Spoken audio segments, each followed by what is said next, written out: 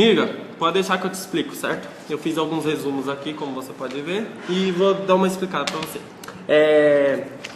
No século XVI e XVII, eles tiveram algumas tretas acontecendo que passou a ser investigada e discutida por causa do processo de conhecer, que estava sendo discutido por a maioria dos grupos naquela época, onde aconteceu, isso foi muito intenso. Então, posso falar que grandes partes desses filósofos acabaram estudando, indo atrás disso, ficou uma coisa muito chata. E, em consequência dessas discussões, foi na Idade Moderna que se formularam as principais teorias de conhecimento da história da filosofia.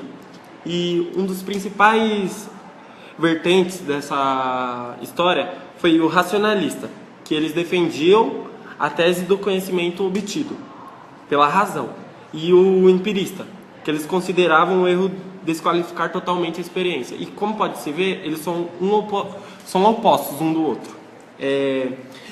Nas ideias inatas eu não estudei, então eu vou falar só um representante dele, que é o René Descartes. Então aí você pede para outra pessoa te explicar. Na reação empirista,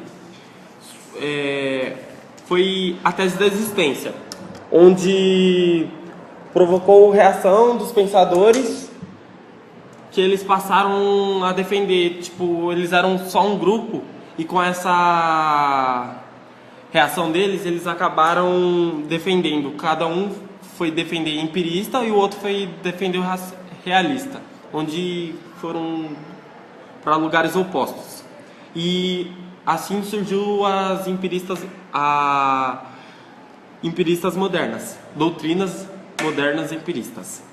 Os principais defensores de gnoseologias empiristas foi o Aristóteles e Santo Tomás de Aquino. E o empirismo moderno começou nas Ilhas Britânicas, na Inglaterra, onde os filósofos se afastaram do padrão especulativo e se lançaram cada vez mais ao concreto, à experiência, à ciência.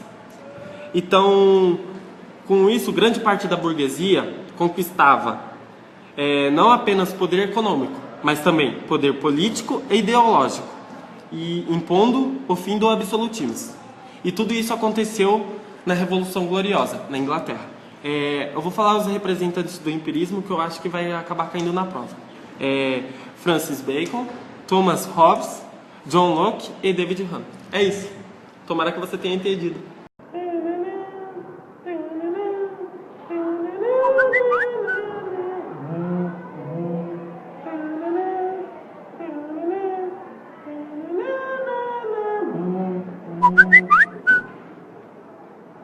Meu Deus, essa bunda está enchendo o saco de mim. É sobre a prova, né?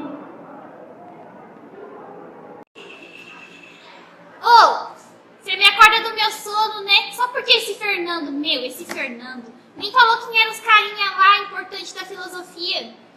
Mas então, vou falar pelo menos de um que eu sei, né? Que eu não estudei ainda também. Eu sei do John Locke. O que o John Locke falou? O Locke pegou e falou assim, uma frase muito importante dele. Ele fala: o meu trabalho é como de um ajudante de jardinagem, preparando o terreno e removendo o entulho que atrapalha o caminho do conhecimento. É bem abstrato, mas o que ele quis dizer com isso? Que o entulho do conhecimento é tudo aquilo que não gera um conhecimento verdadeiro. É tudo aquilo que não traz a verdade. Por exemplo, o John Locke é a metafísica. A metafísica seria uma ideia que não pode se comprovar. Por exemplo, a ideia que existe um Deus, a ideia do infinito, são ideias que são metafísicas. Para o John Locke, isso aí é o entulho que atrapalha o conhecimento verdadeiro. John Locke é um pensador empirista, como o Fernando disse. Pelo menos essa parte ele disse, né? Então, ele é empirista, então ele cria que a gente tem que ter uma experiência para você poder crer nas coisas. Que não pode ser um conhecimento que você nunca viveu aquilo. Tem que vir pela experiência. Uma das coisa que o John Locke falou é que a nossa mente é uma tábula rasa. É um papel vazio, sem nada. Eu acho que eu ainda sou uma tábula rasa até hoje, infelizmente. A nossa mente é uma tábula rasa, um papel vazio, que conforme o tempo você vai adquirindo conhecimento, vai adquirindo experiências, e isso forma o conhecimento, o seu entendimento. Você começa a entender as coisas a partir das suas experiências vividas. Você nasce sem nada. E muitas vezes você fica sem nada, como eu. Então, a gente também tem a experiência e a interpretação. Experiência é uma coisa. Interpretar aquela experiência é outra coisa diferente. Por exemplo, você vê um menino bonito, seu crush, olhando pra você. Você tem aquela experiência, ele está me olhando. Mas a forma de você interpretar aquela experiência é diferente para cada pessoa. Cada pessoa interpreta do jeito que quiser. Por exemplo, você. Eu sei que você é assim. Você vê o crush e você vê ele te olhando, dando aquelas piscadinhas. Aí o que você acha? Que ele quer namorar com você, quer noivar, casar, ter filhos, 2 filhos e um cachorro. Mas não é isso. Ele só quer te iludir. Ele não gosta de você. Você interpretou que ele quer casar com você, mas ele não quer, ele só tá te iludindo. Então você viveu a experiência, mas você interpretou de uma forma, que outra pessoa, como o seu crush, interpretou de outra. Ele só queria olhar pra você mesmo. Aí, o John Locke também fala que tem 2 conhecimentos. Um é o conhecimento possível, o outro é o conhecimento essencial. Por exemplo, conhecimento possível é aquilo que você deduz. É possível você saber coisas, mas você tem que deduzir aquilo, não é uma experiência de vida. Você só deduz. Por exemplo, na matemática, na geometria, você tem fórmulas, você deduz aquilo. E tem o verdadeiro conhecimento, que é o conhecimento essencial, como eu falei, que são experiências sensíveis. Por exemplo, você cheira aquilo, você pega naquilo, é o tato, o gosto, o cheiro. Isso é conhecimento essencial. O John Locke também fala outra coisa, que é a teoria da linguagem. Dizem que é uma teoria muito importante. Então, a teoria da linguagem é assim. Você pensa numa coisa. Por exemplo, eu acabei de ver uma pizza, né? Que antes de dormir, eu estava comendo. Porque quando eu não estou dormindo, eu estou comendo. Então, eu vi uma pizza bem gostosa. Quando eu vi aquela pizza, veio na minha cabeça a palavra pizza. Porque a palavra, a linguagem, sempre está no nosso pensamento, né? É uma coisa meio lógica. Se você vê uma cadeira, você vai pensar na palavra cadeira. Aí, quando eu pego essa ideia que eu pensei na pizza, e falo pra você, porque eu quero que você sinta fome também. Aí eu te falo, olha, eu vi uma pizza gostosinha, bem quente, com cheddar transbordando muito, muito bacon. Então, eu pego e falo isso pra você. Você vai ficar com fome na hora. Por quê? Quando eu falei a palavra pizza pra você, você já pensou naquela pizza que eu falei, gostosinha e cheirosa. Então, quando eu falo uma palavra pra você, você pega a ideia que tá na minha cabeça e pensa nela também. Eu te transmiti uma ideia. Eu te transmiti uma ideia bem gostosa, por sinal, né? Uma pizza que viria muito bem agora. E é isso aí que o John Locke fala, né? Se vocês quiserem falar mais alguma coisa, fala. E aí, Bruninha, tô aqui pra te ajudar, tô dando um oi aqui. Eu acabei de ver o vídeo da Emily, mano, dá dó de você, velho. Mas já que você confia nela, né, a menina acabou de acordar, começou a explicar o negócio do Luke. Convenhamos, né? Mas eu vou falar do filósofo mais importante que ninguém comentou até agora, que é o David Hume. Ele tinha conceito tipo crítica ao racionalismo. Para ele, o conhecimento ele vinha das experiências sensíveis que a gente tem. E essas experiências, para ele considerava que eram percepções. Essas percepções se dividiam em 2 coisas. Primeiro, a impressão, que eram tipo os dados que eram fornecidos pelos sentidos, como a visão, uma coisa que você vê, uma coisa que você toca, uma coisa que você escuta. Isso é uma impressão. Já o outro conceito é o conceito de ideia, que são projeções mentais, que é o que você imagina a partir das impressões. Então você não pode ter ideia se você não tocou, não viu e não sentiu, entendeu? Como a Emily tinha falado. Então para ele, essas percepções se dividiam nesses 2 grupos. Ele também tinha um negócio que ele criticava, a indução. Ele achava zoado a pessoa induzir uma coisa sem ter base científica ou sem ter lógica. Ela só criticar ou criar uma tese por um hábito ou uma crença. E era isso que ele dizia, e ele não aceitava isso. Então, ele acabou criando o raciocínio dedutivo. Então, para você fazer esse raciocínio dedutivo, você precisava de ter ou usar matemática, ou lógica, ou coisas racionais. Ele queria que você provasse por números e lógica que aquilo existia mesmo, entendeu? Bom, tem outra coisa também que ele criticava, ele falava sobre o legado. Ele falava sobre o legado epistemológico. Você já viu falar disso? Que eram os filósofos que eles estudavam sobre o ser humano, que eles tinham conhecimento sobre o ser humano. E ele dizia, dentro desse tópico, ele falava que tinha o ceticismo teórico. E ele dizia que as pessoas não poderiam ter 100% de certeza numa coisa, por mais que elas provassem aquilo lógica ou matematicamente. Porque tínhamos que considerar as probabilidades. Poderiam haver diversas probabilidades para aquela teoria. Aquilo não podia ser totalmente certeza. Então, ele criou isso e dizia que isso era importante ter para que houvesse mais tolerância entre os cientistas, filósofos e tal, e que fosse uma coisa mais democrática. É isso que eu tenho a dizer, entendeu? Espero que você tenha entendido. Qualquer coisa, chama no zap, velho. Falou! Mas vocês acham que eu não sei de nada? Mas eu estudei uma parte que ninguém mais falou, que é o Thomas Hobbes. Ele nasceu na Inglaterra, quando ela ainda estava dominada pelos Tudors. E ele foi muito influenciado pela Reforma Anglicana, que aconteceu 50 anos antes dele nascer. Olha só que louco.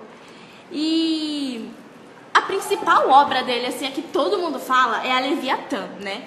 Eu não sei porque todo mundo fala disso assim, porque pra mim ela não é tão importante, né? Mas a ideia principal dela é a defesa do absolutismo, que o Hobbes ele acreditava que era necessário, né? E ele também começou a elaborar a tese dele de contrato social. E ele faleceu, né, em 1679. E na época que ele viveu, a Inglaterra ela estava no seu auge, que como o Fernando falou, né, teve aquela Revolução Gloriosa. E ele também foi influenciado por essa revolução. E aí, tipo, começa o materialismo dele. Mas eu não sei se todo mundo se lembra, né, porque pelo jeito ninguém falou.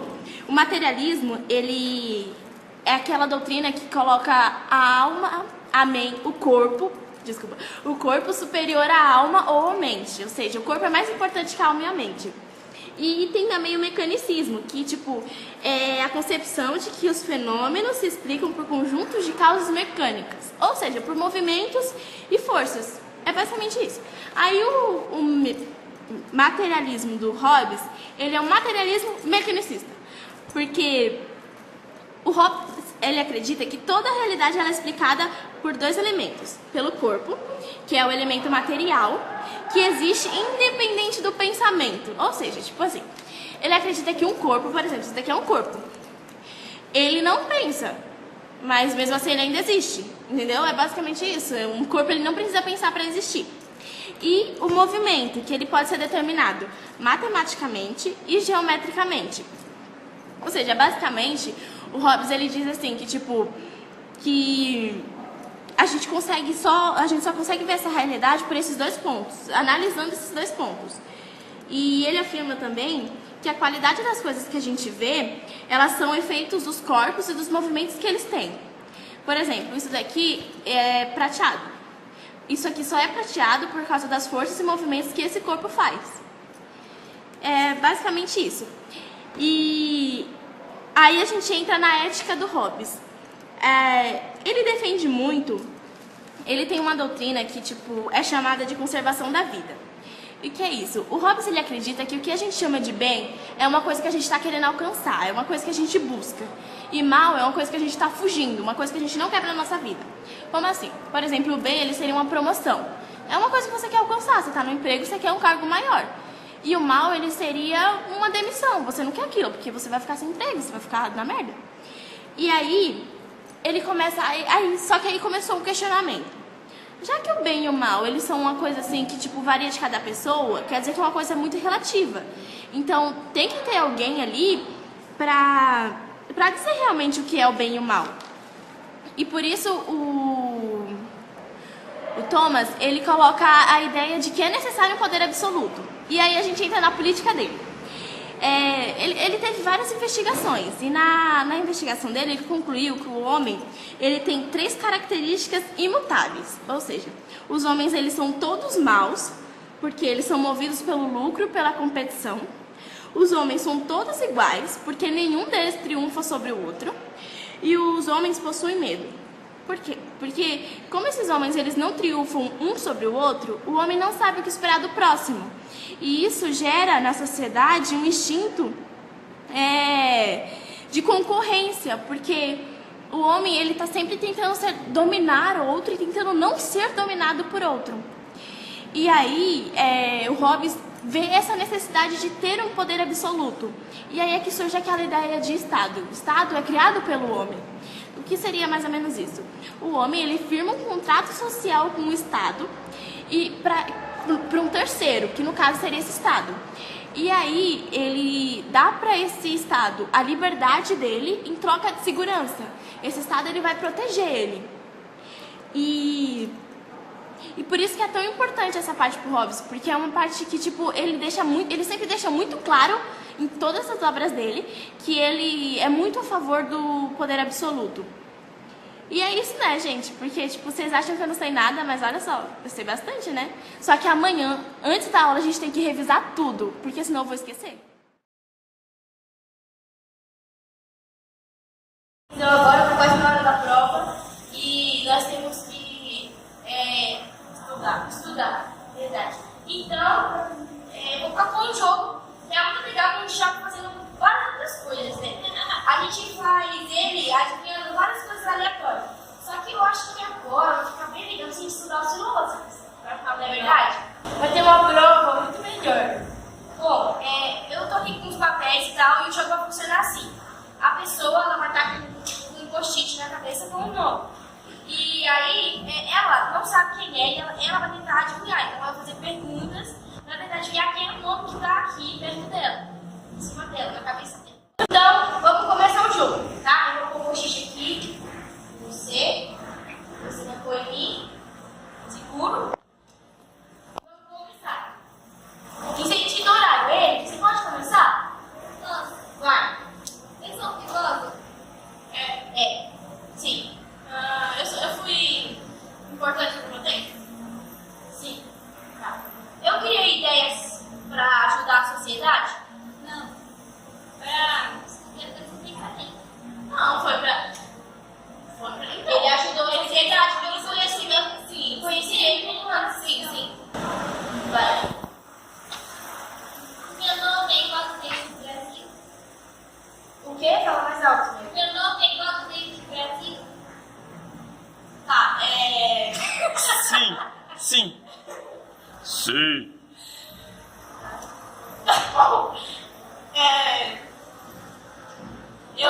Meu pensamento, ele foi criticado na época. Foi uma coisa revolucionária. Sim.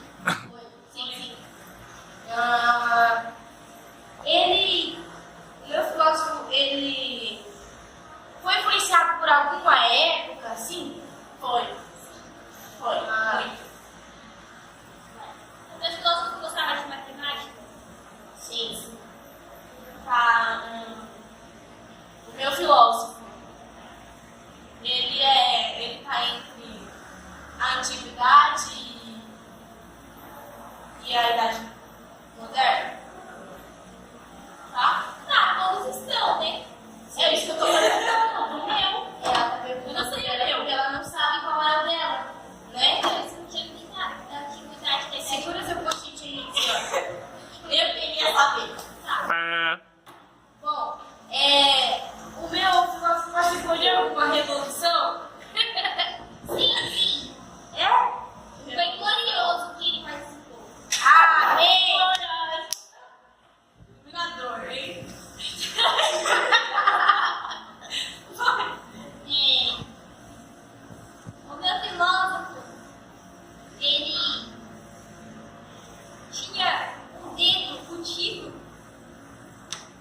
dedutivo. Você é muito doido. E o filósofo era dedutivo? Não. Ele não respondeu. Não. Ele não era dedutivo. Tá. Ele era dedutivo, sim. Ele era bem dedutivo. Tá bom, eu entendi. Você tá entendendo dele? Tinha o HD?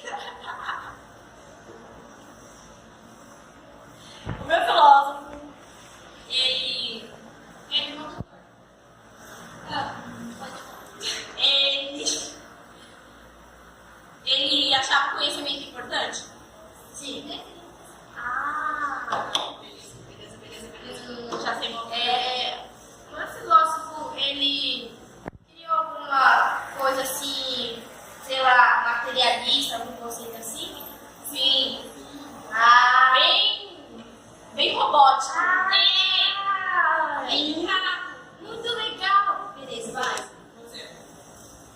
Meu filósofo era muito sensível.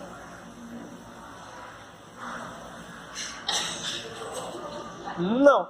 Eu não acredito que era. Não, ele não era sensível. Ai, conhecia as coisas sensíveis. Ah, então você sabe quem é. Então você está roubando. Você roubou. A Emily sempre rouba. Eu sei, eu sou dedutivo. E agora falta você. Vai. Tá bom. Ó, ficou um jogo lá. Quero saber. Já te falei, né? O meu filósofo é empirista. É. Ó, o meu filósofo, ele tinha um materialismo biblicista. Tá, se meu filósofo era imperialista, Para de roubar, Emily. se meu filósofo era imperialista, então, tá, se você não era, ele não é. O meu filósofo, ele acredita que a mente ela é vazia? A sua mente vazia, sim. Você já saiu do jogo. Sim, ele saiu do jogo. Acredito. Você Ele acredita. não tem. Sim, ele acredita. Ó, meu filósofo, ele deu falava algum conceito sobre conhecimento, tipo, ordenar a sociedade, alguma coisa assim, tipo, de colocar regras, dizia alguma instituição, assim, que ajudava a regrar a sociedade. Sim. Então era eu. Tá, agora a minha, assim, que eu acho que vai ser a principal, hein, pra descobrir. O meu filósofo, ele acha importante. Pera. O meu filósofo, ele acredita na tábua rasa? Sim, ele acredita na tábua. Mas eu tenho algo pra dizer.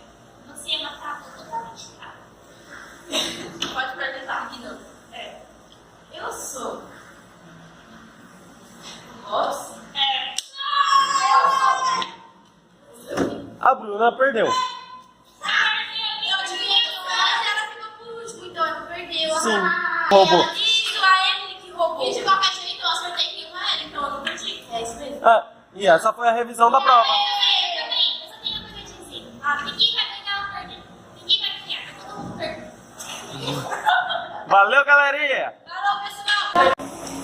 Gente, mas eu tô lembrando de uma coisa. O Fernando não tá aqui.